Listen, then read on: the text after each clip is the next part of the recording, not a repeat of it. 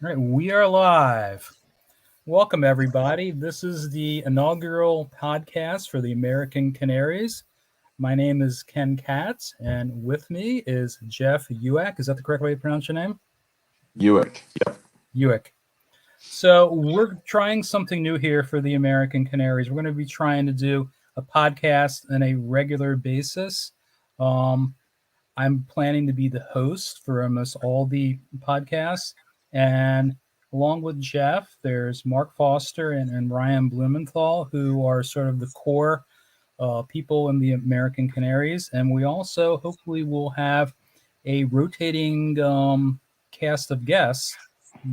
Basically, the American Canaries out there, we're going to invite people to come on every week as a guest, and they get to join and tell their story, where how they became a fan, any interesting tidbits, things that they own, whatever. And we talk about past matches and matches coming up in the future. So the idea is you are hearing this, you will hopefully get to take part in this, and we'll figure out how we'll reach out to everybody and how we'll get everybody to join this.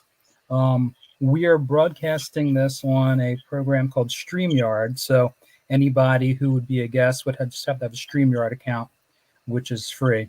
We also are going to be posting this hopefully on Spotify and on SoundCloud.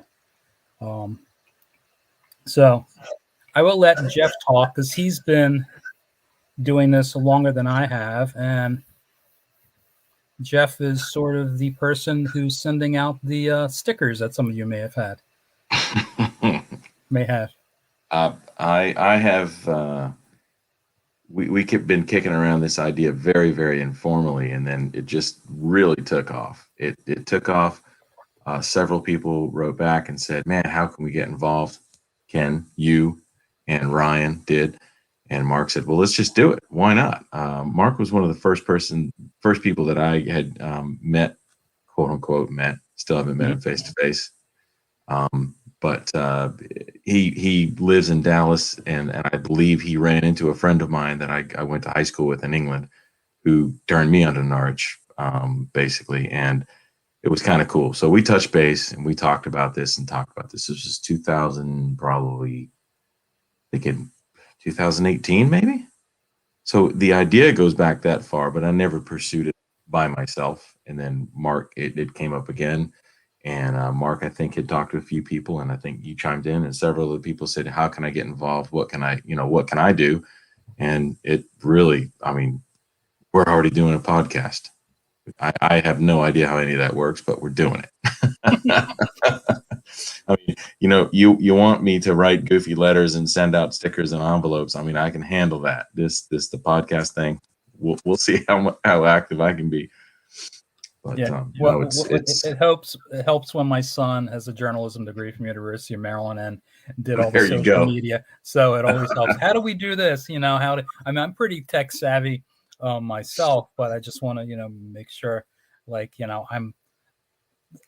mom was always like, I'm like the IT for her, and I'm now involved in a high school reunion. I'm on the committee, and I'm doing all the text. I'm doing the websites and the spreadsheets and sending out everything. So, but this is like, okay, how do we do this? So I know this, broadcasting live. And I said eventually, this is going to be uploaded to two channels. Whoever has it, and we'll provide the links for everybody. So, Jeff, how did you initially become a fan of Norwich? Well, I moved over to England. My dad was stationed in Altus, Oklahoma, and we moved over to England when I was about 14. And while I was there, I just immersed myself in the culture, and kind of in that region of England, there are only two teams, right? I mean, so you have Norwich and you have Ipswich, and this was 1984, 85, so predates the Premier League. And it wasn't like, you have your classic college football rivalries, Oklahoma State, Oklahoma, Clemson, Carolina here in South Carolina. And it was just, I didn't know anything about either one of them, really. And technically, Ipswich Town is closer to where I lived, but green just happened to be my favorite color. So that's the one I picked. to get involved with. Looks like I picked the right one. I mean, I was pretty sure anyway, but Right. oh, and the banter started right away. There was a local team um, right around the corner from where I live, and at RAF Mildenhall Town, and I was able to ride my bike down there to Recway and watch them. And I played a little bit as a kid, but it wasn't really popular in Oklahoma. But I played in some of the other bases where I'd lived, and it was really fun getting into it, getting into the culture, going down to the pub. I used to do my homework in the pub, and Nice. yeah, and getting involved in with that local team, and then I was able to take the train or a bus. I mean, some of the groups on base would have tickets, special tickets. They take you there on a bus with a ticket and everything. Mm-hmm. Take you to the gate, get you back to the base and all that kind of stuff. So I went a few times. I don't remember how many times, a handful of times. I was a student, so I didn't live that close. And even though I was working, I wasn't making that much money. So, but years went by. I mean, obviously, I moved back to the States in 1989. Moved back to the States. It was very difficult to follow because the internet still wasn't anything like it is now. There was Right. still was not immediate gratification at that point. But with the advent of the Premier League, got bigger and bigger, and was kind of a point of pride to say, "Oh man, I remember when," because it was still new, right? There weren't a lot of people that had followed the game, and then it just seemed like everybody over here in the States was suddenly a Manchester United fan. And it was rare to find somebody who was a Liverpool fan or a Chelsea fan because most people wanted to pick the winner. Mm-hmm. And I knew just about everybody was a Manchester United fan. I was like, oh my God, come on. There's more teams than that. Yeah. And even though Norwich wasn't, in the Premier League as Mm-hmm. many years at the beginning, I was able to, kind of talk to people about, when I was there, it was before the Premier League, and then explain relegation and promotion and that kind of thing. And luckily, as soon as I graduated from school and moved down to South Carolina, there was a team here that was starting up. I caught the second half of their inaugural season in 1993, the Charleston Battery, Mm-hmm. and cross paths with stuff. The owner, the founder of the team was English, and there were a lot of English people on the panel that brought the team up, and obviously supporters flocked to the game too. So it was kind of cool reconnecting after those few years and Mm-hmm. understanding what they were saying, and, Right. and cool. It was really cool. It was And obviously it was really cool living over there. when I started following, and I had to verify, so it was the 11-12 season, but I, sort of picked them up a little bit after the season had started. There are so many terms that I did not understand. I'm like, what is this? What, like, okay. I remember one of them was, oh, the January transfer window. I says, well, what does that mean? What is lots of the terms I didn't understand. When someone said, oh, the name of the song is On the Ball City, I says, well, what does that really mean? Like, oh, that means you're in control of it. Okay, and one of the funnier things when we first started following, this is sort of a juvenile boy humor, is before everything was live, you could follow the play by play, like if early on. Norwich didn't have the coverage, they weren't on a whole lot, so I would go into the Norwich site and I would follow the play by play and stuff. That was the only way to follow it because some of the apps didn't exist and some other thing. Oh yeah, And yeah. the funniest thing, one time we saw, oh, and someone scores in a cross dash come dash shot. I'm like, what? Like, someone explain that to me because it sounds like that shouldn't be on the feed. I'm like, oh, okay. It's a cross that winds up being a shot. Yeah. Okay. But it sounds like something, you shouldn't, that shouldn't be part of, a public sort of thing. It's not like we're watching that. Are you watching Ted Lasso by any chance? No, I haven't started the second season. It's very good. Yeah, They just I've had heard. something where God was where Jamie Tart is um, he's he's returned.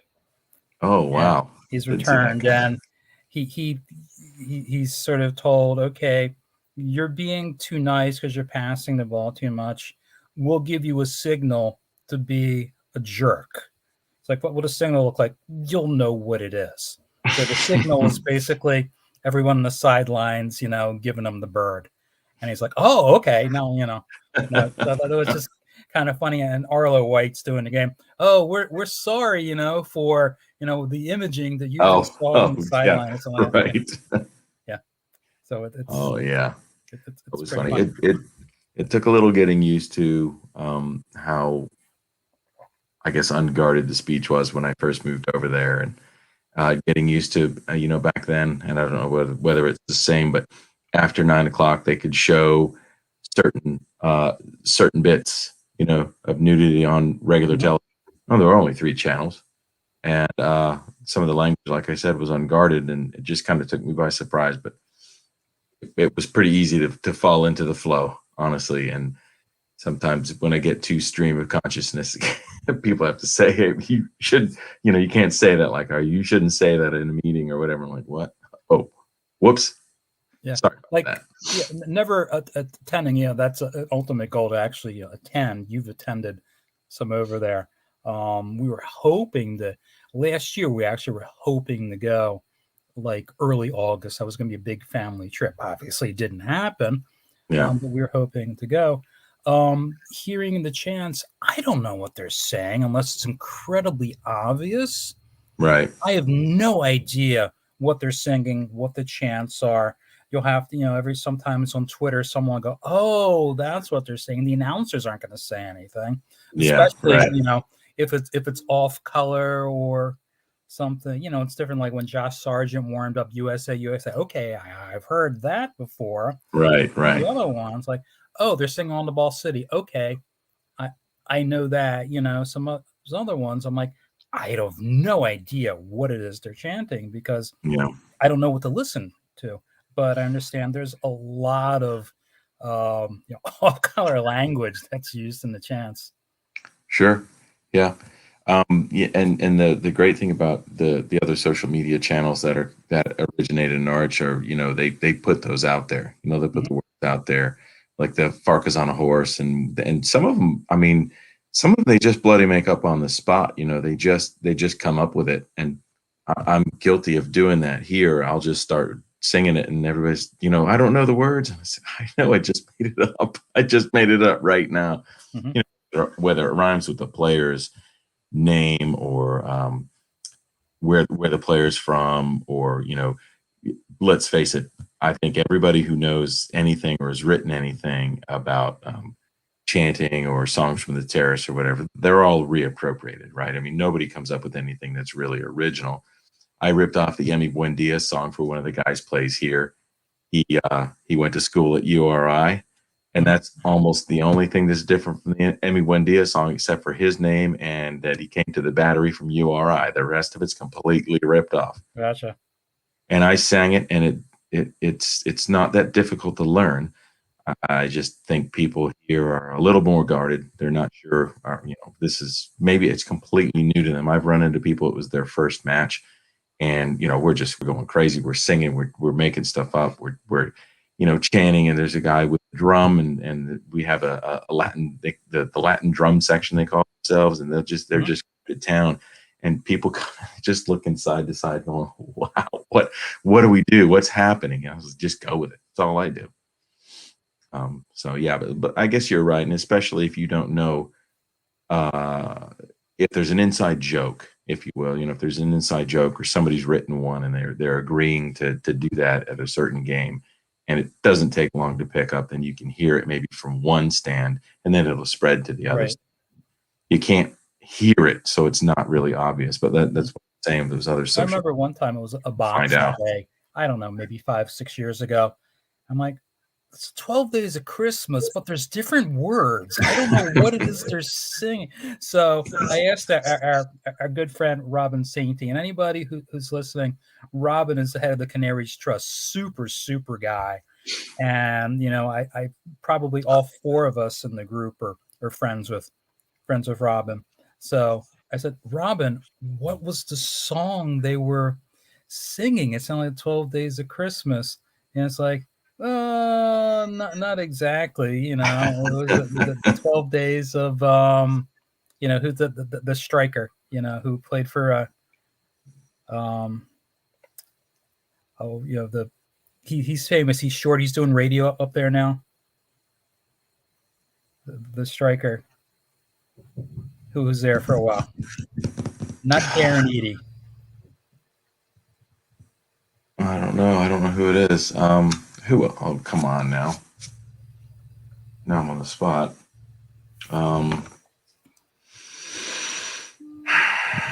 Who's the other guy?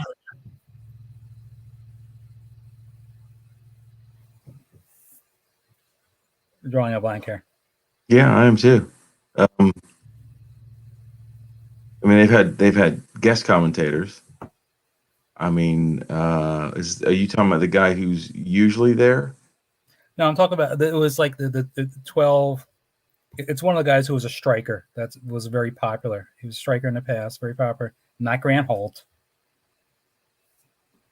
Huckerby. There it is. Huckerby. Darren Huckerby. So Oh, it was wait the a minute. 12. It was the 12 Huckerbees or something like that. So they did the 12 Days of Christmas, but it was all with Huckerby somehow. And I'm listening to this. I'm like, this 12 Days of Christmas, but I don't know what they're singing. I think that was printed. The lyrics for that was printed somewhere. It was either on a web page I found, or maybe it was in one of the fanzines. I mean, I've got all the fanzines, and I loaned them to a friend of mine. I don't know if that was in. I know it was in one of them, but I know what you're talking about now. And that was the one of the few times that I heard something that I realized. But most of the time, I really have no idea what they're chanting. Every once in a while, okay, it's on the Bull City. I get that sometimes. Other. If I'm watching Tottenham, Harry Kane, he's one of our own, although that might change.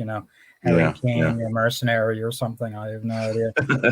Certain things, you can pick up, and then God, whatever the hell the Liverpool people were singing for 5 minutes long. My Lord. I have no idea what that was. It wasn't You'll Never Walk Alone, but it was like 5 minutes long. It was just insanity, whatever they're, and they were as loud as the Norwich fans.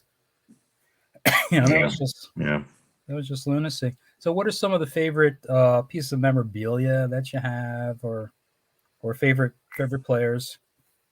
I mean, I've got a bunch of tops, shirts, and some of the things that I've been able to acquire from over there. The championship posters and some of the stuff from Along Come Norwich. The fanzines, like I said, those are always fun to read.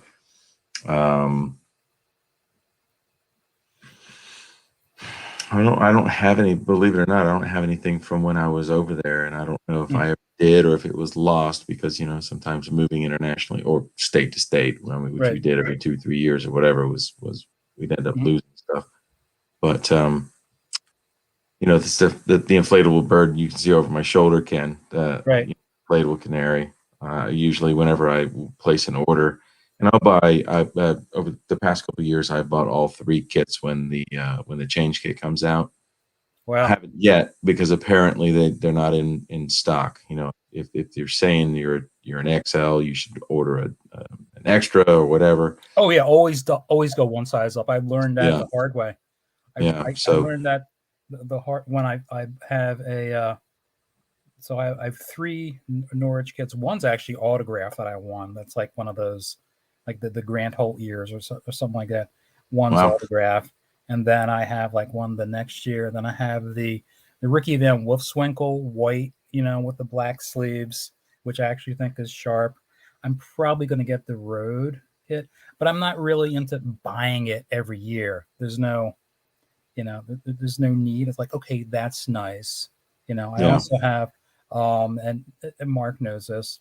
I also, like Tottenham, and I have some Tottenham things that are there. So people, my friend at work would say when I went to work, well, what happens when they play each other? I always root for Norwich. Come on, you know. Yeah. It's like I graduated University of Maryland and I graduated from Johns Hopkins. Bachelors from Maryland and masters from Hopkins. So whenever they play each other in lacrosse, it's like, well, who do you root for? I root for Maryland, you know. Yeah. If Hopkins is playing someone else, that's who I root for. It's sort of you choose, you choose I've what it is. I've had some very interesting conversations. I guess people, I guess, would call me a purist because I don't have another club. I don't have a second club. I don't have a fallback club or whatever. So whatever league Norwich are playing in, that's the league that I follow. Mm-hmm. I mean, I'll watch Premier League, but I mean, I don't have a Right. vested interest. I mean, I don't care who wins if Norwich aren't playing. Honestly, um, I don't necessarily follow players. So it was fascinating to me to hear that the numbers in the AmeriCanaries group swelled when Josh Sargent signed. Mm-hmm. And a lot of people are saying, I'd never followed Norwich, but I'm here because of Josh Sargent. That came up numerous times in Right. numerous channels that I was kind of Mm-hmm. monitoring, which is fine. I mean, I'm not here to judge anybody, right? Because Oh yeah. I don't do everything correctly. I just I don't have a second club. I don't have a I mean, I have a club here, but that's my local club, Mm-hmm. and I don't think any, I don't think the purest of the pure would criticize me for following Mildenhall Town as much as I can. They're what I think Mildenhall Town are in the 8th tier, possibly the 7th tier of English Football League. Orioles lost. Shocking. All right. Two win road. 2 wins in a row. What do you want? So, yeah. What can you But do? it's interesting because there are a lot of people that it's my opinion, and I know it means nothing, but they'll follow the champions. And I know I have seen people, 1 year in one kit, and then 2 years later they're in another kit. And what you were, that's not sky blue. What is this? What Right. is Right. this? Yeah. Oh, that was just okay. It was just what. And then of course when Liverpool won the league for the first time, which I like to remind everyone constantly, there were a lot of people who were suddenly lifetime Liverpool fans. In my opinion, if you have to say that you're a lifelong Liverpool fan, you've probably just got to the camp. Mm-hmm. I may be wrong, but I do like to Right. say it because you know if you're a lifelong fan, people already know it. Mm-hmm. That's Yeah. So that's my a opinion. little Like I bit said, my origin story, which is I think kind of interesting. Um, it says, you know what? I'm going to start following this, but I don't want to follow. I don't want to be a fan of one of the top teams. I didn't want it to be, Man U, Chelsea. My son started following Man City, I think primarily because Balotelli. Balotelli's like, wow, who is this guy? He's kind of exciting. He started watching them play because you know what? I like, how they play. So he's been a Man City fan for a while. I give him a lot of grief for it because of who owns them. That's one reason that I'm not. So said, okay, well, let's look through the list of the teams that are there, and did a lot of research. Okay, where are they? What are their colors? Who owns them? Who's their sponsor? Okay, what is their history?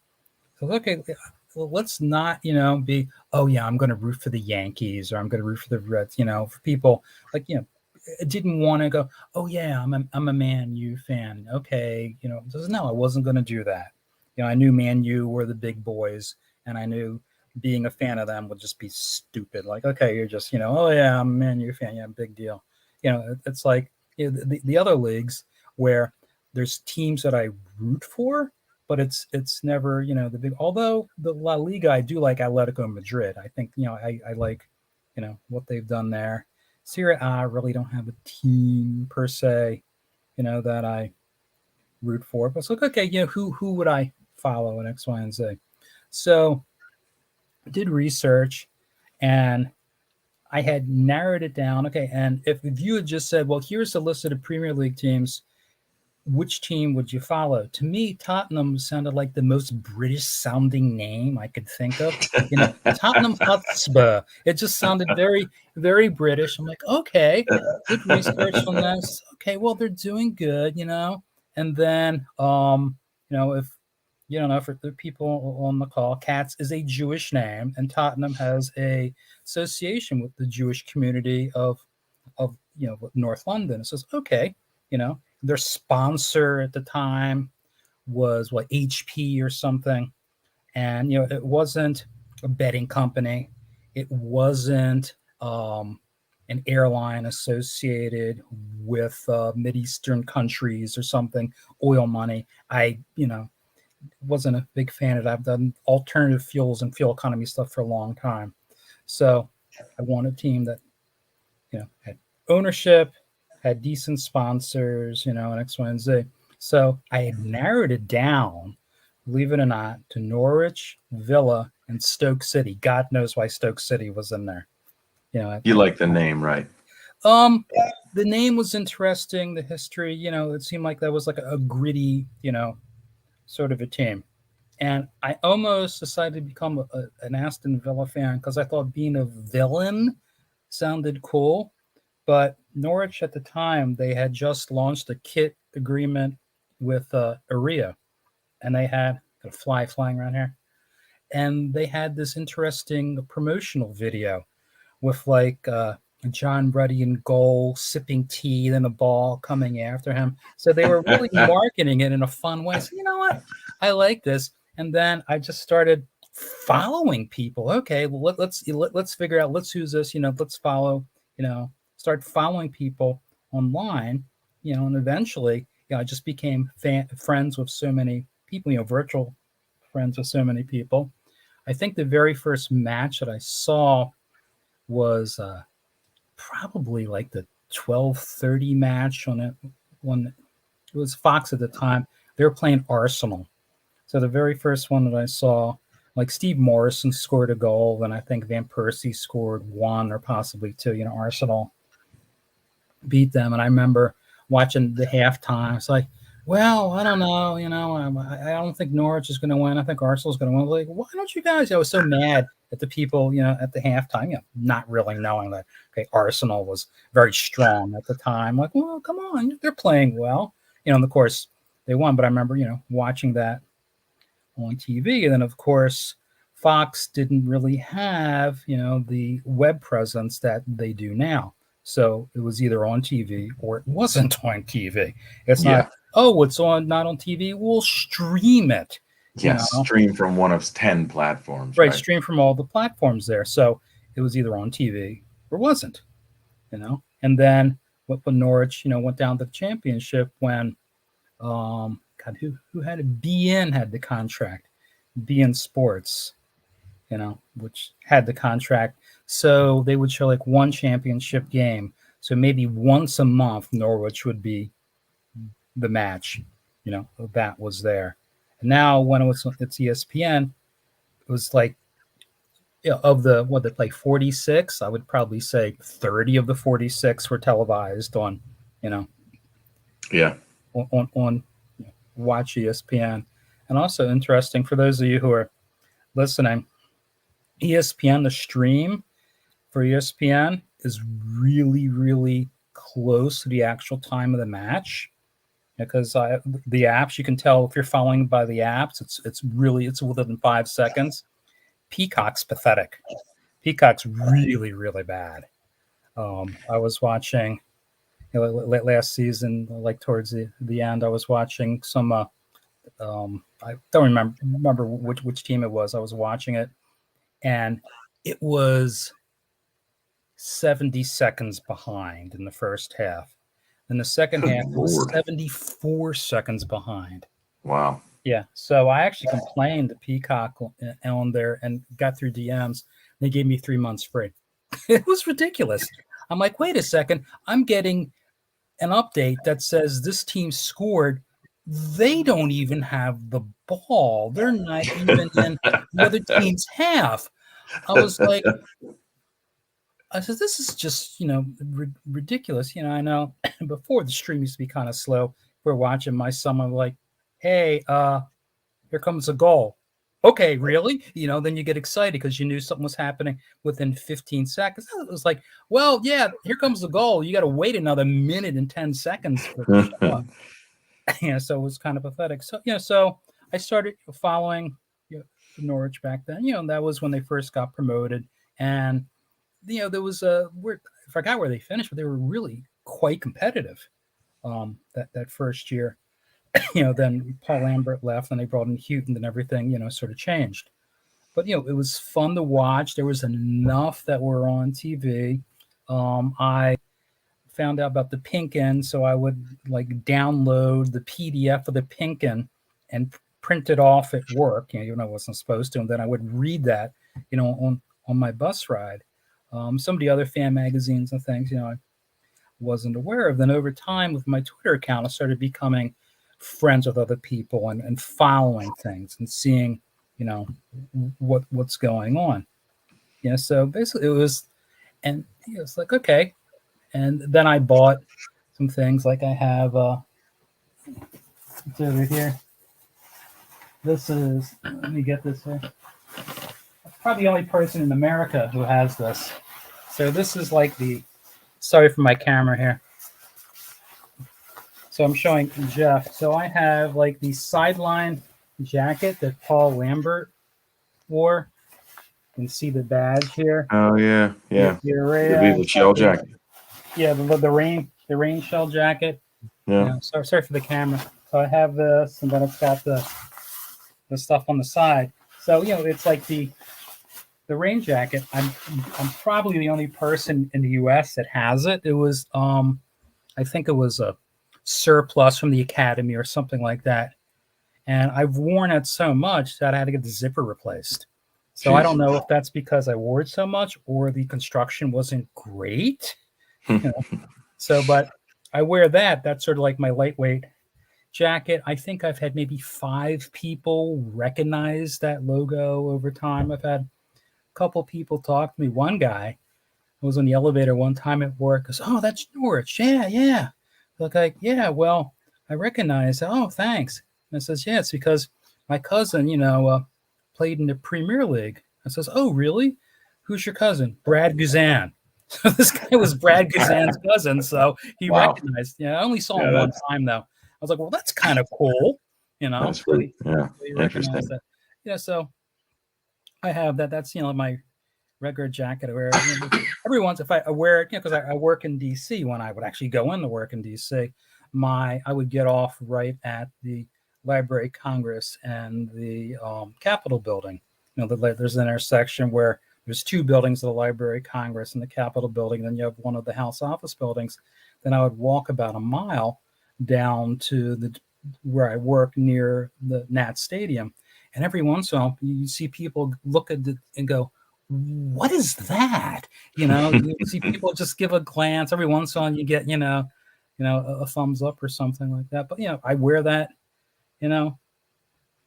proudly. Yeah. Yeah. I mean, I guarantee you that if I'm out and about and I see anybody with an AmeriCanaries sticker or a Norwich badge on their car or whatever, I'll follow them and I'll find out who they are, and I'll make them talk to me. I'm these for, I know nobody can see this, but it's the South Carolina flag with a canary on top, and Right. it's the Carolina Canaries. Andy Jones designed this before. Mhm. He was up in Myrtle Beach, and we didn't get a chance to meet up before he moved back to Norwich, but Yeah, went it's ahead and nice. made a bunch of those. And I mean, I guarantee if I see one of those on the road, I'm gonna know Yeah. that person, right? Yeah, I 'Cause they're haven't good enough for me. seen anybody like I have the Canaries Trust sticker on my Toyota RAV4. No one's seen it. I do know that as far as because where we are, there is a sort of fake British pub called Union Jack. It's a good name for. So that's like the soccer bar near here. But I really haven't gone there to watch too many matches because if you go, oh, put Norwich on, there's going to be no one else there. Who's going to there's a few people. There's Baltimore Canary, there's DC Canary, there's Virginia Canary, and some of these people I want to meet. I think the DC area maybe has about 10 or so, you can put me in either I'm in between where I am in Columbia, Maryland, so not Columbia, South Carolina, but Columbia, Maryland Right. is in between, but it's closer to Baltimore than it is to DC. And, and I think there's a guy who I've seen who's a Leeds fan.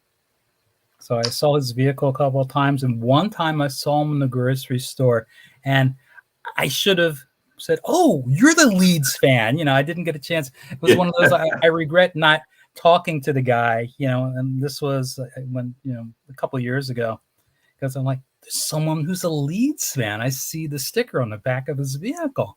Yeah. I'm like, oh God, he's wearing it. Says I had to be. I should have talked to the guy. To just go, hey, you're a Leeds fan. How did that come about? Yeah, but no one really, approaches me on things. So I have a variety of things. I have a scarf. I don't have the yellow and green scarf. It's like red and black. It's like the college scarf or something that I wear, in the summer. It's like, or my maroon and black, and it has the logo. So I'd wear that with my leather jacket. I have the baseball hat, the new era hat that I wear. Like my Facebook page probably has it, or that might still be my image up there, or whatever. I have some kits and some other things, a sweatshirt or two. My mom got me from a company that was Who Are You in the US, which went out of business and came back. So they make all these soccer T-shirts. They don't have the rights for things, but everything is sort of close. So it was Canaries. So it's, it was green and it said Canaries, across the chest, and the bird was really, the logo was really close. That was like the first item that I actually owned. And then I got the jacket, then eventually got the hat. So I don't buy as many as you and Mark and Ryan do, just because I have so many other things in this house, and Right. I'm not really going, and there's no like supporters club. That's not like Tottenham. Like I'm aware of the Tottenham supporter clubs in the area. Like one of them, the Baltimore area Tottenham fans had Brad Friedel show up once, which was pretty interesting. Yeah, To no watch doubt. the match. So there's more of those. Probably the guys up in New York. That's probably the biggest group that always gets together regularly. I don't know, where else in the country groups are regularly getting together. I saw a post. I think it was it last week on Facebook or Twitter. I can't remember. It was the first meeting of the Great Lakes Canaries. Ah, So that was cool. And as people are learning, and what I don't know is whether, I mean, obviously I have the roster because I'm badgering people for their addresses and stuff. Mhm.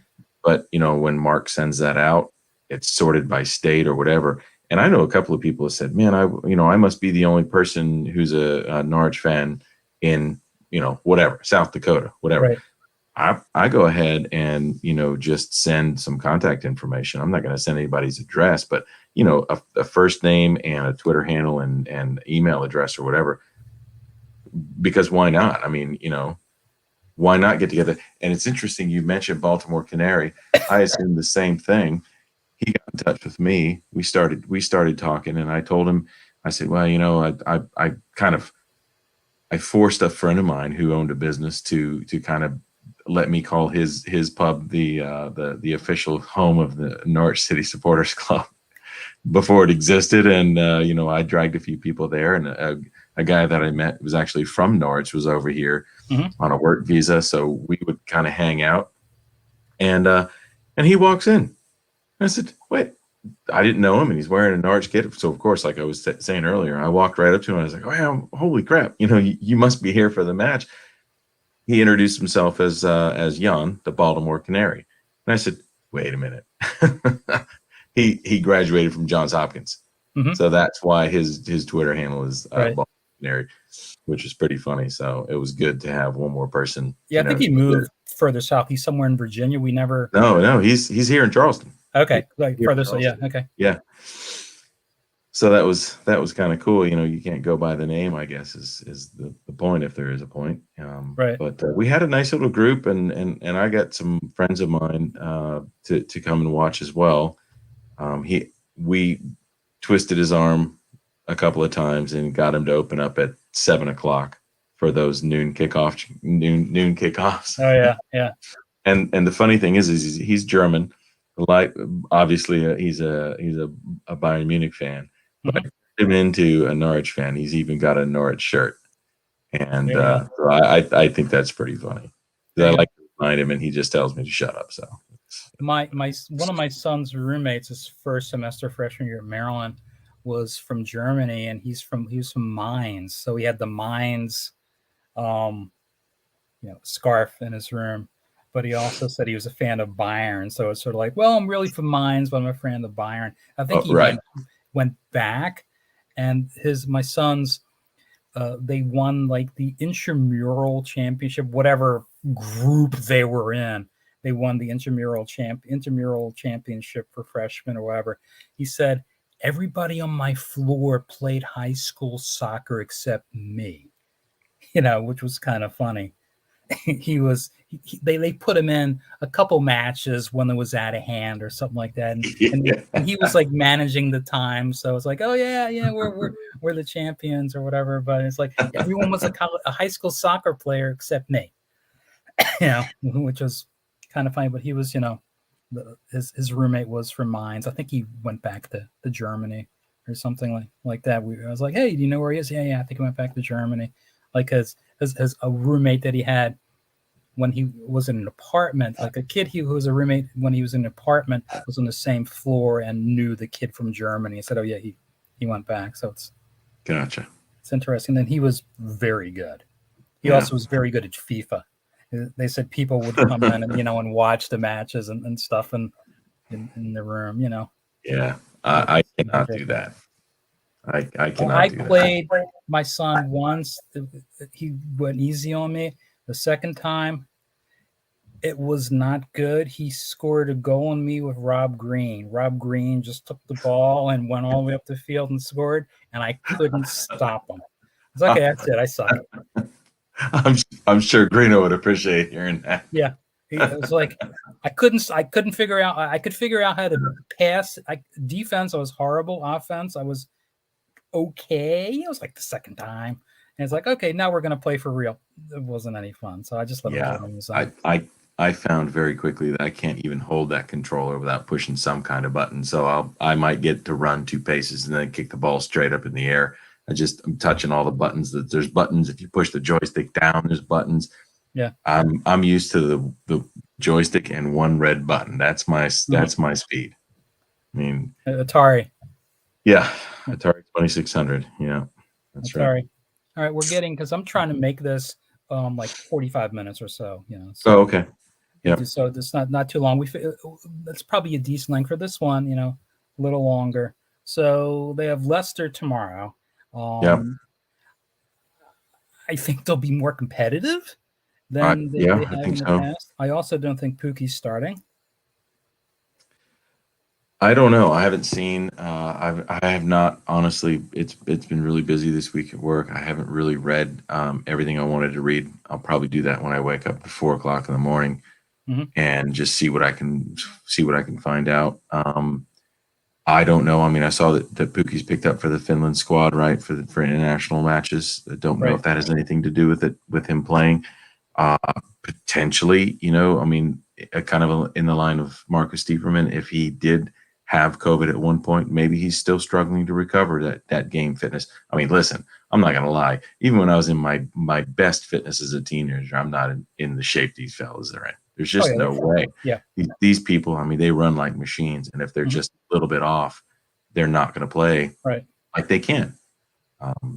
Whether he would say to the gaffer or not, I'm not 100%. Whether the trainers would say no, he's not 100%, and that would have something to do with the decision. I mean, I like the way we looked against Bournemouth. People are saying, oh, Bournemouth put in their second squad. They didn't take the cup seriously, whatever. Those guys were out there and they were playing hard. They were playing hard. They were playing well. They were linking up. I mean, I heard the match. I I don't know. You can say what you want to say. Bournemouth gave the ball away. I don't know how many times that led directly to goals, but they were playing. It seemed like they're getting their rhythm. They're gelling. At least that Right. lineup seemed to gel. Mhm. It was a good match to put them in as starters Sure. and see what they could do and see how they gel. So who knows? I mean, maybe they don't start against Leicester. Maybe they come in 65 minutes, 70 minutes, Hold whenever. on. Uh-oh. Somebody joining? Boo. Hello, Hey. Mark. Who? And it's not getting put back until tomorrow Uh, because I have to mop. We were about to wrap it up. of course. So I'm late to the party. Yeah. We were about to wrap it up. We were talking. We were talking about who we thought was going to start I'm sorry, Ted. tomorrow. I was like, oh, Mark's there. Oh, Yeah, I made it. that's I made it nice. back. Good. So Hello, fellas. Goodbye, fellas. anyway, yeah, I don't have any. I every time I try to guess on who's going to start, I'm usually wrong.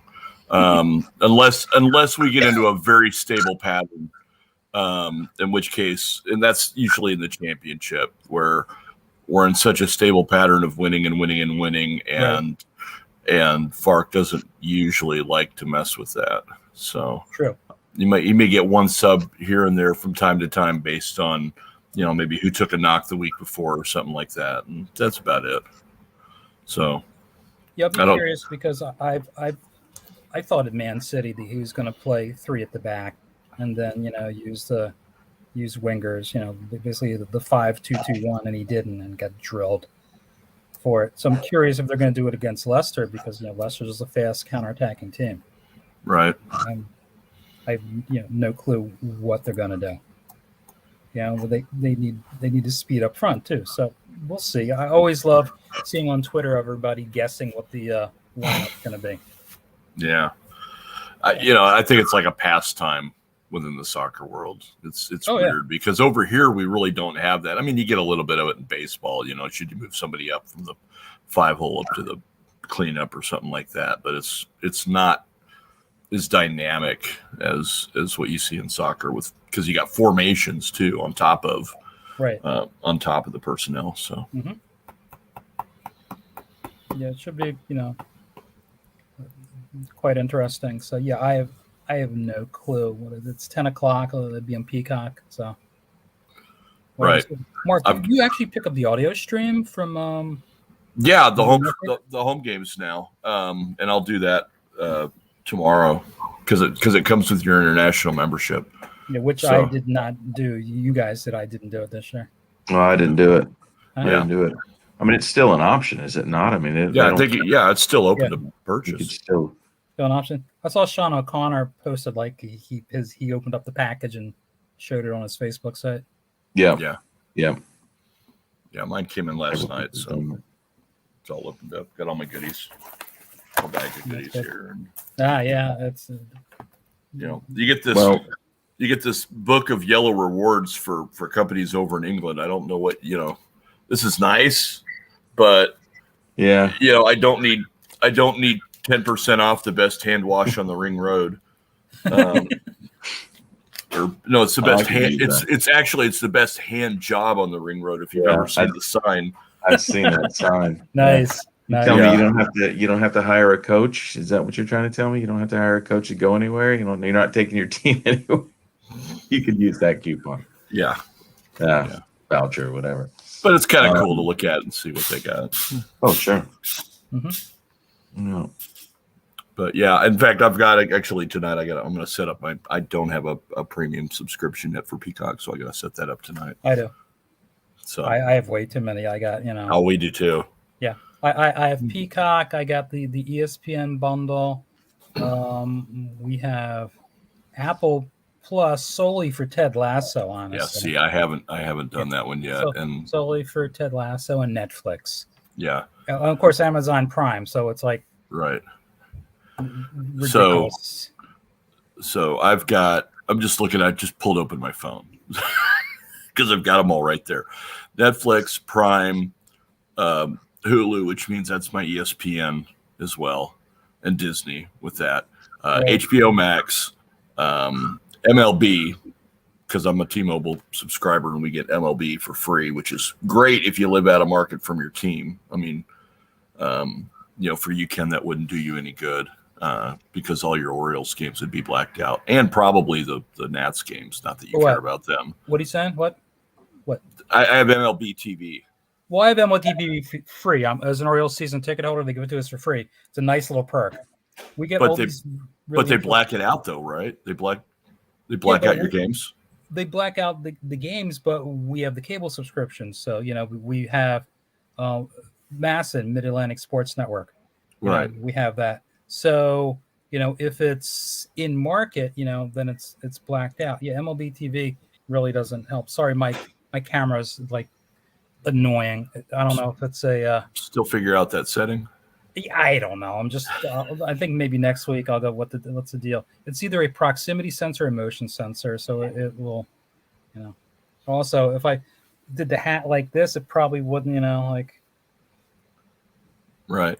I told this is from when my son went to Columbia journalism camp up there, so it's just like my right hat, that the Oriole hat, whatever, my Maryland Oriole hat. So we have all this. So I guess I have all those streaming things. Yeah, and then I have the audio ones too. I mean, Sirius and Pandora. Too. Yeah, mine's free. Yeah, so 10 o'clock. So it's I think they'll be more competitive against Leicester, and then see what happens when they go on the road against Arsenal. Then things aren't as hard. I think that's like their hardest stretch that they have. Going through. I think then it becomes more reasonable the rest of the season. They're not just dealing with back-to-back juggernaut. Right. Which is kind of nice, especially because it's like, oh, okay, they won the championship, great. We're going to kill them in the first 4 games. Like, what's the point in that? They don't understand it. Like when they did a couple years ago, oh, we're going to send on the road to Liverpool. Okay, great, I get that, I understand that, but they're like, we'll do it again. Just I don't. Yeah, they're not kind. I don't know how else to put it. As an Oriole fan, like the schedule makers, oh, we're in New York, the Orioles, who cares? Well, it's almost, and then it's not like, let's try. What was that?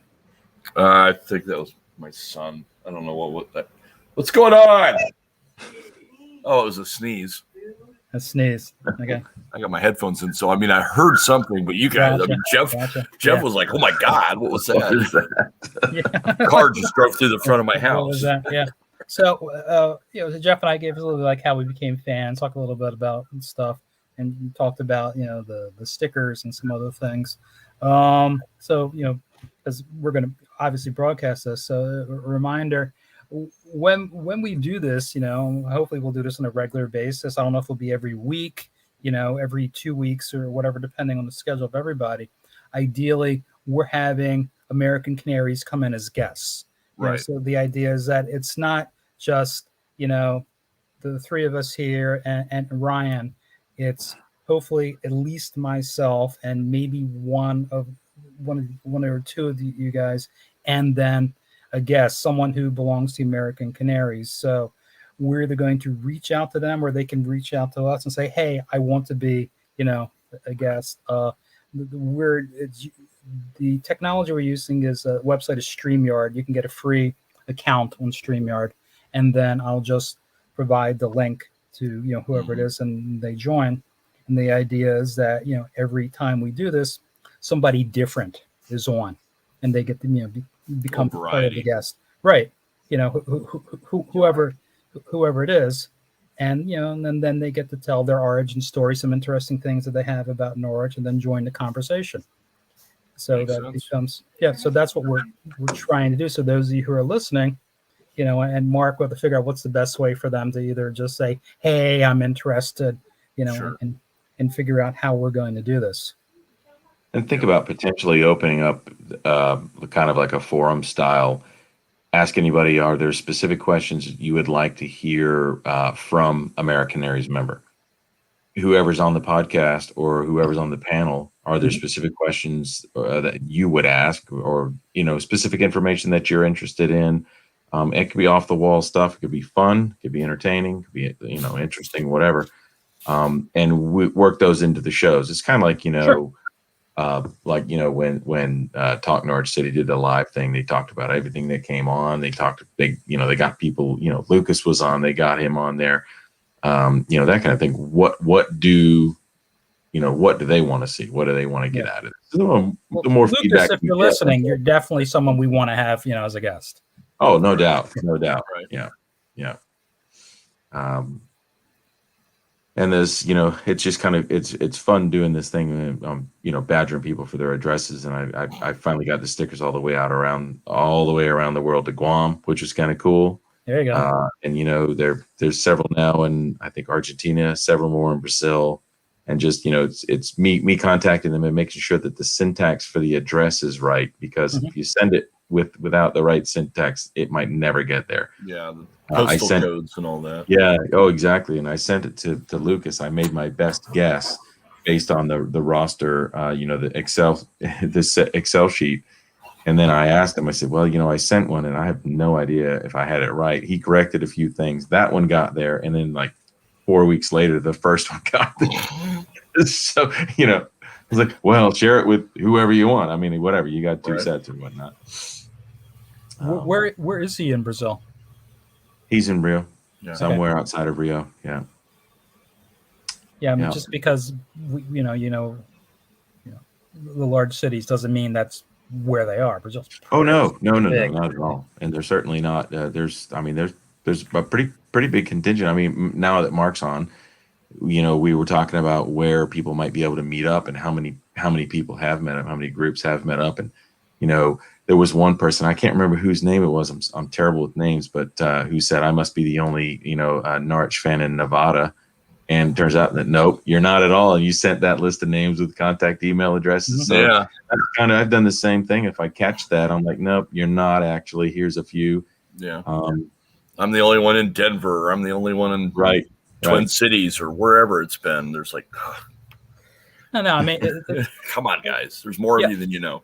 Right. Well, when a team becomes a Premier League team, people are like, oh, who's that? Well, that's kind of interesting. Wow. I like this or that. Let's, you start picking up teams, some way, in shape and form.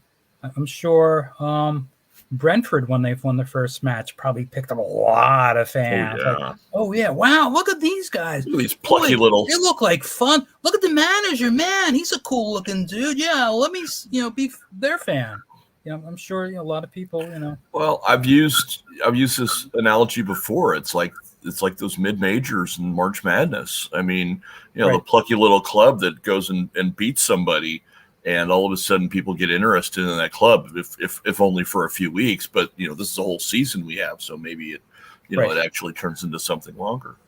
Yeah, you're right. With March Madness, the team, let's say Florida Gulf Coast, you never heard of, wow, who the hell's that? Where's that school? Huh. Okay, all of a sudden people become more interested. The next year, all of a sudden the applications go up, especially if a team wins.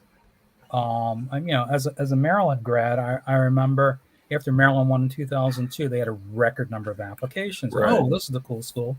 So you get notoriety, for some of these smaller schools that are out there that people, maybe have never. Well, and you've got an example much closer to you than that with UMBC. Right. I mean, good Lord. And and they're the ones that played Fortnite, right? Was it Fortnite that they played? UMBC's really interesting. They all had their Fortnite fests or something. So the UMBC, for the people listening, University of Maryland, Baltimore County. So it's located, it's not really. Was it southwest of Baltimore? It's pretty close to the stadiums, downtown stadiums. The University of Maryland, Baltimore County was set up. It's basically a concrete campus, and it was set up as more of a STEM school than another school. It was sort of, set up so they're very strong in the STEM areas. I know Mark's a science teacher. They're not really strong in the liberal arts area, but it's really strong in the STEM area. So they first started, other than some of their athletics, they actually are decent in lacrosse and soccer, which isn't, that surprising. Um, their chess team, they had a chess team, and they started winning competitions. And they actually became so good, they actually gave scholarships to chess players. But UMBC athletics, basketball was a sport that they played. It wasn't a sport that they were were good in. So they were soccer. They were competitive in lacrosse. They were competitive in this area where we are in the East Coast, especially anywhere from, let's say, North Carolina up to Boston is very strong. The East Coast in lacrosse. So for them, knocking off Virginia as a 16 seed was shocking. The fact that they have that, and then they got a lot of interest in it.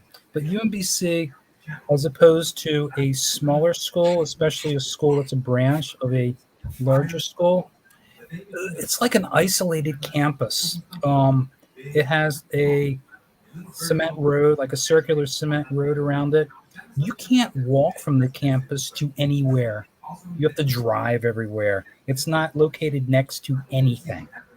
So it's kind of an isolated. So it's basically a commuter campus, and not a whole lot of people live there. So it's hard for them to get any foothold on some things because of that. Because the campus life is very isolated. It's not as if you can go to the next town, which is Catonsville. And Catonsville has some interesting things, but pardon me, you can't exactly walk there. Right. Sounds like a lot of JUCO campuses we have down here in a lot of ways. You say commuter campus. I mean, it's the same kind of thing. I mean, there are people that live there, but it's very isolated. And it's not as if you're in a small college in a small area where there's a town next to it. You got to sign off, Jeff? Yeah, Jeff's got to go. All right. All right. So let's talk for a couple more minutes, and then I'll add that. So for those who are still listening, sorry for the length. Mark Foster has joined. So Mark's sort of like the godfather of the American Canaries. So wow. Mark, first time I'm the godfather of anything. The godfather. Well, that's sort of what Mark is the one that sort of established the American Canaries on Facebook and has established and reestablished a Twitter account, and Mark says 3 times and has done some other things. So why don't you talk a little bit about how you started forming it? What is it we're trying to get it? Well, I'm gonna drink because I'm coughing over here. Sure, I got you. So we got this going a couple of years ago. The last time we went up, because it was a good opportunity as a Premier League team with the exposure to go ahead and try to grab everybody who I knew was out there. And I'd already had a smaller group. We have the Lone Star Canaries, and there's, 30, 35 of us spread all over the state.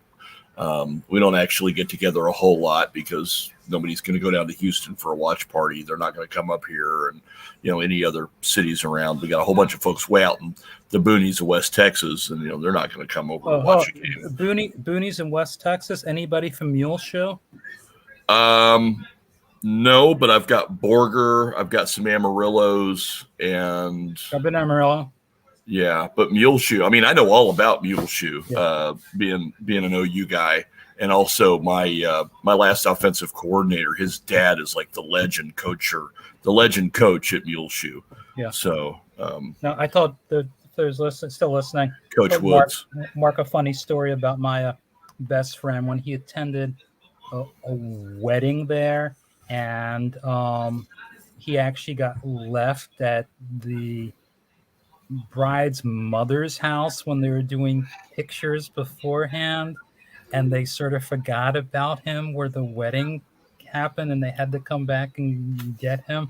It was just a very, very funny story, And the girl who got married in Muleshoe, when I was in his wedding, that was who I walked down the aisle with, So I remember her being a very nice person. But yes, I know Muleshoe because of this, funny story that happened. And I think, isn't there a actor who was on like a detective private eye show or something from there? I don't recall that. I mean, from a sports standpoint, the big name out of Muleshoe is Lincoln Riley. That's a very big name. Yeah. So, I mean, OU's head coach, he's from there. So, but I'm sure if we went out on Wikipedia and looked up, I'm sure there's some actor that's attached. I'll do it right now. Well, why don't you Yeah. talk a little bit Sure. about stuff going on, and then we'll sign And off. so I had Lone Star Canaries going. We'd had we'll have a couple 3-watch parties a year at various places. That reminds me, I need to watch that episode of Restaurant Impossible to see if one of our stomping grounds, see how that turned out on the show, where we have our watch parties. And I decided, we've got all these different other groups out there, but none of them are focused on the U.S. or North America or just the Western Hemisphere in general. Mm-hmm. And we had Lucas, we had a bunch of Canadians that I was at least Twitter friends or Facebook friends with. And I'm like, let's just go ahead and cast a really wide net and see what we got. Asian Canaries had their thing. Canaries Down Under had their thing going, merging the Aussies and the Kiwis. And it was like, this is our opportunity. And if we could show what kind of numbers we've got to the club, a little more recognition, maybe we could, carry a little more cachet with them. I've always thought they probably know what our numbers are like over here better than we do, if for no other reason than you get a supporter number when you buy stuff. And if they really wanted to mine their own database, and I would kill to have that database of supporter numbers to say, hey, this is what we really got, and we could mobilize that way. That's a discussion I want to have with whatever group of individuals ends up taking over in the wake of Ben Kenzel's crew. That's a discussion for down the road. Well, that's something you could probably ask Robin. That's something that, hey, do you think the club would be willing to? Yeah, he might be a good ombudsman for something like that. Mm-hmm. I agree. And I get the privacy issues, and I would totally understand if the club says no. But at the same time, could the club say, hey, we got all these other folks by you, and we'd like for you to be able to network with them. So send them, on our behalf, send them the messages. And it's electronic. It's free. It's not going to cost them anything but a little bit of time. So, it's a push-pull kind of thing. Right. I'm on the reunion committee for my high school reunion. We just had to push it back because of everything happening with COVID. So if anyone ever says, hey, do you have this person's contact info? My answer is yes, but I need to contact them and say, is this okay for your info to be released? This person, someone wants to get in touch with you. I'm not just going to go, oh, yeah, here's Steve's email and phone number. I'll go, hey, Steve, Mark wants to get in touch with you, or can we provide that information? Right. I'm like, we're protecting everyone's privacy there. And in a lot of ways, what you're doing with that, in some ways, it's not much different than your church directory. I've seen the high school reunion directories. My folks used to go to their reunions in their small town up in Oklahoma every 5 years. And, they just, if you want to be in the directory, you just go ahead and say, yeah, I want my address in there. And, that was a different time though. So with privacy being a little more to the forefront than it used to be, you can't even hardly find somebody's, I don't even trust phone books and stuff anymore for having correct data, because phone books are a relic of the past for the most part. But just having something where you can, get everybody indexed, and ultimately, I got so many round to it. These ideas that I have that we need to do for the supporter group. Have the website with the self-service, and what, if we could tie it to their supporter number? Right now, I am member 001. I think Jeff is 2. And the numbers go from there, and we're around 556 that I have data on in the system. But if we just went off the supporter numbers, that wouldn't be a bad indexing system for this, because then we can tie it, the club can tie it as well. I mean, we could validate these numbers, but I don't know if everybody has a supporter number. Don't know. If you've never logged into their system for a purchase, you wouldn't have one. Correct. So it's one of those things. Right. And some of the people listening maybe, like, oh, okay, that's interesting. Oh, I have to pay this much to get something sent to me that's like $20. I got to pay $50. You might. Yeah, boy, I'd really like to have a sticker for my car, but a $5 sticker and $20 in postage. Yeah. When they have the sales, it's like, these are great, but I've been paying 4 times as much to get it shipped to me. Yeah, and I can find it on Prime. I mean, I'll be honest, the sticker I got on my Jeep I got them up, 6 for $10, I think, on Prime. So, gotcha. There's stuff out there. You just got to know where to hunt it down. Mm-hmm.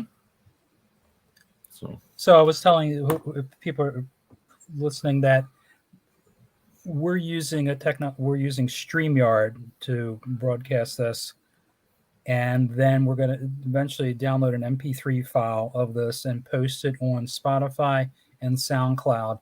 I will provide those links to you, Mark, and then you can post them. Right. We'll get them tweeted out. Tweet it out or whatever. And then the idea on Facebook. And then we're going to start asking, okay, who wants to be guests, on the podcast?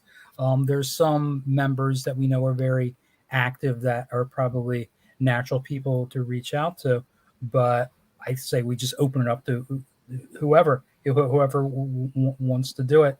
We're not going to be picking and choosing. If someone wants to do it, great. Come on, we'll do it. Well, and it goes with the philosophy of the group. I started this with a big tent philosophy, and I think we need to keep that, because we're a small club. If we have a small tent philosophy, we're never going to be anything. Right. So. Yeah, it's true. I mean, that extends to. I mean, I know I have quite a few Twitter friends in Norwich that I interact with. Mark and Ryan and many of the people listening probably have the same group of people.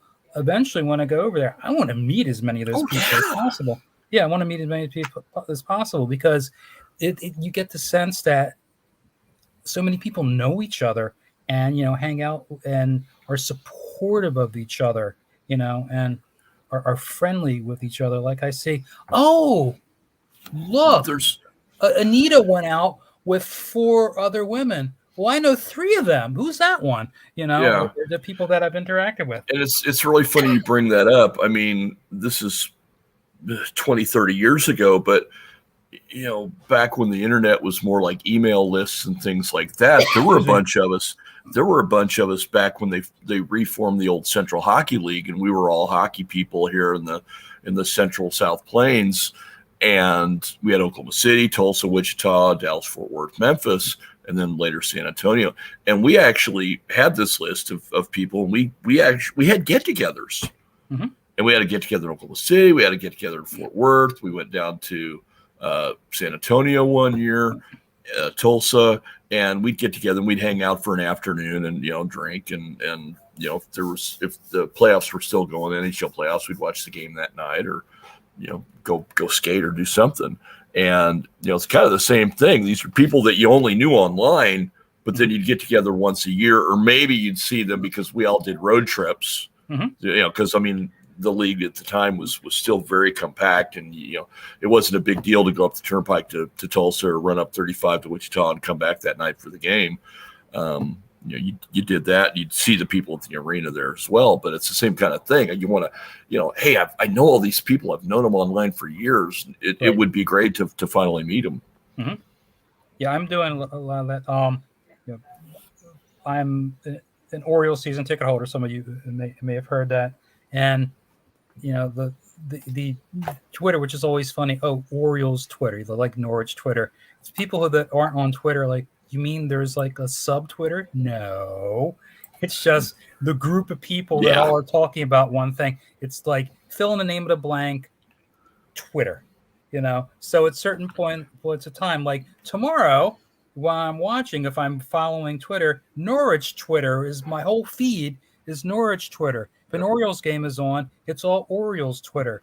If it's the NFL, it's whatever NFL team, the Ravens or whatever, If Maryland, where I'm a graduate from, it's whatever. All of a sudden, the feed is just filled with all this, So the Norwich Twitter group seems like it's a very friendly, congenial group that everyone knows each other, which is nice. You don't see a whole lot. Everyone's very supportive.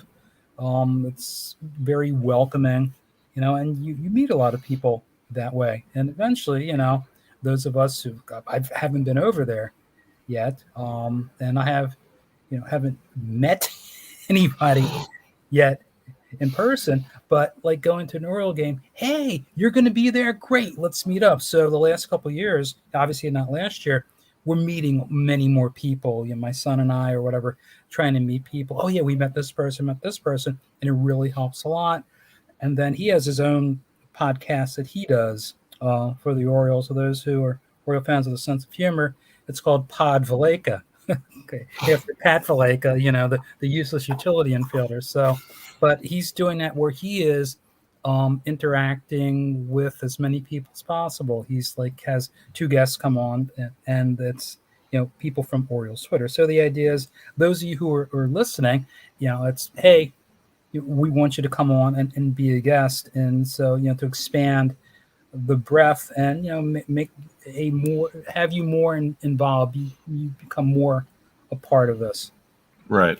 And I can totally relate to Orioles Twitter because as a Royals fan living out of Market, I have probably 3 dozen people that I follow up there.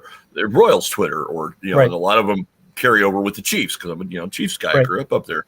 And of course OU and because I went to Oklahoma and all of that. So I mean I very much get that idea of that population that talks and how it floods your feed. I'm a weather geek, so I've got all those weather guys, and so when there's a chase, my feed fills up with where everybody's at when they're chasing and things like that, because I don't do that anymore. So I just armchair chase anymore, watching, living vicariously through everybody who's still going out. But it's very much the same kind of thing, and it's just that making those connections and having the common interests. This is nothing new. It doesn't have anything to do about sports. I mean, my dad was an old car guy, used to be a member of all these old car clubs and stuff because he had as a side thing, he had car parts. He would go out and go through the old dealerships that still had their new old stock from the 30s, 40s, 50s, and he could identify that stuff, and he knew exactly where it went on a car, even what didn't show up in the parts books for it. And so all those different SCCA clubs and things like that, these different, I mean, pick a hobby. There's a sub Twitter, not like subreddit. Everything's got that, and it's just about making those connections and putting people together, and that's what we're doing with our little branch of the internet here with AmeriCanaries. Yep. To bring it back to that, not go off on this rant too much longer. Right. So, oh, by the way, Lee Horsley from Matt Houston. That's it. Was the mule? Right, I went and pulled it up right. when you were talking a second That's ago. the guy. So. Yeah. I got 2 screens going. So that's the guy. Apparently, there's a statue of him in Mule Show. Yeah, I'm sure There's Lincoln. A statue of Lincoln Riley's coming. Yeah, so, he's coming. Yeah, but this was like in the mid '90s when it was. Because he got married in '92, and then the girl got married probably a couple years after. So '94, '95, somewhere around there. Right. When he was there. So Lincoln Riley was, I don't know. He certainly wasn't, He's not, he's younger than me. So, he's a young guy. Mm-hmm. All right. So, well, let's, end this, and hopefully this all works, that I'll be able to, it should, because when I did it last time, I did the broadcast, my son will help me out, make sure everything works and then we'll figure out how often we're going to do this. Are we going to try and do this weekly, bi-weekly? Right. What are we going to try and do? Well, if you actually did start this an hour and a half ago, I think we need to give some special bonus points to anybody who's stuck along this long. I'm guilty of extending this broadcast, certainly by my late arrival. So, yeah, ideally in the future, we'll limit to 45 minutes, right? I think that's a good. Right, we'll limit to 45 minutes, and we'll have more of a structure. And what Jeff said was interesting. If people want us to cover different things, great. Like, hey, talk about this, talk about that. Whatever's there, we'll be glad to talk about. I mean, it's like having an agenda, or in radio, it's a run sheet. You gotta set that stuff out, or you're going to be swerving all over the road. Correct. Yeah. Yes. So ideally, we introduce whoever the guest is, and they get to talk about, their Norwich related things, whatever questions we might ask, and then talk about the previous match, upcoming matches, and then anything, of particular interest, that's, and try to do it, keep it in the 45 minutes. We're not just, rambling on like we did earlier. Yeah, well, like we did the other night. Right. Like, exactly, so, we can keep it, a little cleaner. But the idea is, the inaugural. That too. Yeah. Inaugural. Hey, I didn't cuss. I didn't cuss. How are you on video? You can say, I picked up this pen. See if you can. Right. Well, I think I got it all out of my system last night when we were losing our game. So. Did you guys win or lose? No, we lost. 42-41. Whoa. That's because they didn't get the 2-point conversion, right? Well, there were actually a couple of 2-point. Long story, but our defense was horrible.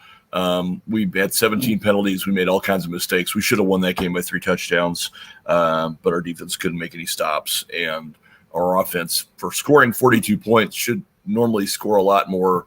But our receivers were too gassed because we run a tempo offense. I mean, we want to run a play every 11 seconds. Mm-hmm. Ball gets whistled dead, we're snapping the ball 11 seconds later. That is our offensive coordinator's goal, and we didn't do that. But we're getting a little too inside baseball, talking high school football here, so I'll stop it at that. Yeah, high school football. Plus, you're dealing with heat and health issues. Yeah, there were some cramping last night too. And COVID and right. Some emotional things because we actually lost a player in a plane crash a week ago. Oy! Wow. Yeah, I didn't tell you guys about that, but yeah, That's horrible. We lost one of our defensive linemen. Yikes. Offensive linemen, excuse me. Yikes. Yeah. Him and his dad, single engine plane crash outside of town. Wow. Sorry to hear that. It's been a very emotional week. Understandable. So. Understandable.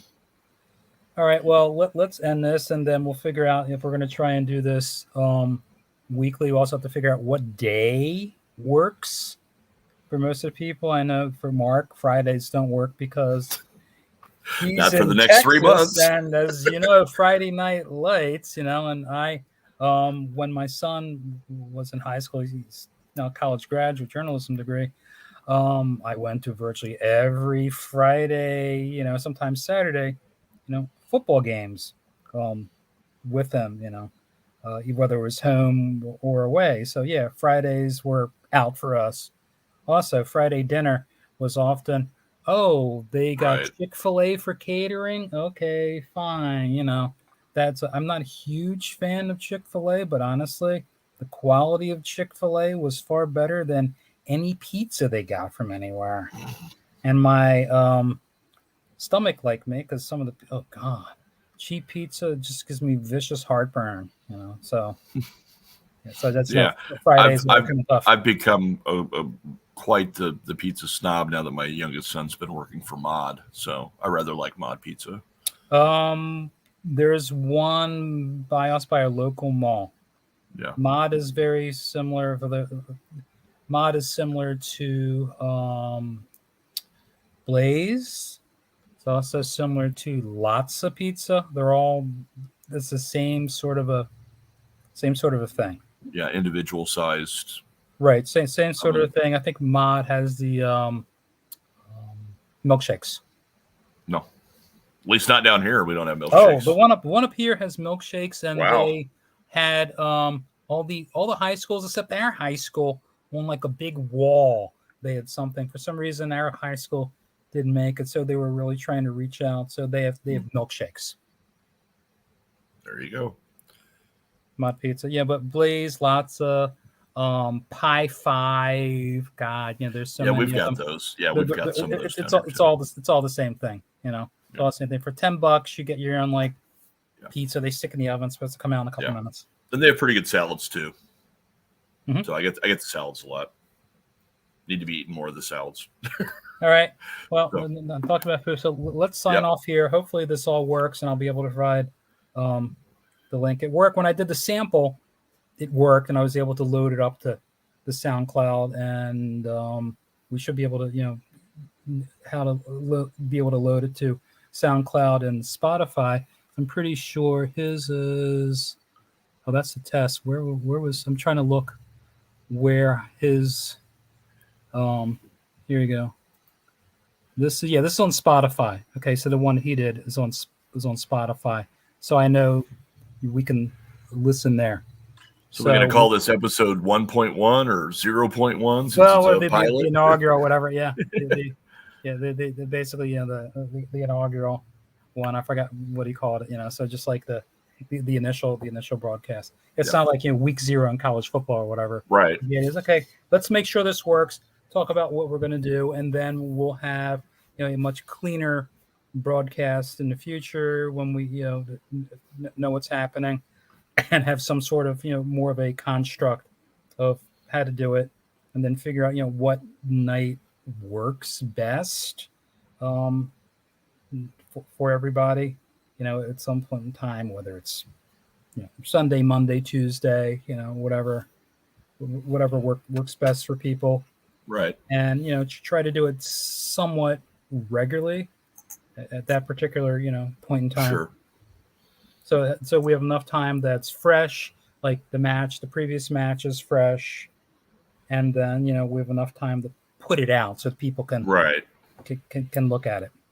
Yeah, and I think as far as scheduling goes, I mean, between having the 4 of us, having at least 2 of us for every one, and then going, or you and one of the 3 of us plus other guests. I think that's ideally. We've got flexibility there. So ideally, that's what I'd like to do. That's what I'd like to do is 3 people at most. Right. I think that's a good number. Right. Three people at most. And when you get because the one he did is 3, and he's been guest of others. And 3, you do more than 3, it becomes a little too much. Right. You get people talking over each other and things like that accidentally. Correct. So, all right. Well, thank you for everybody who has been listening. We'll try to be better in the future. We're really leaving this time. Yeah. I'm about to hit and broadcast. Mark can do it to digest his food and everybody. So the match is on Peacock tomorrow at 10 o'clock, or as Rebecca Lewis says, Peacock. She says it like 2 separate words with 2 separate distinct accents.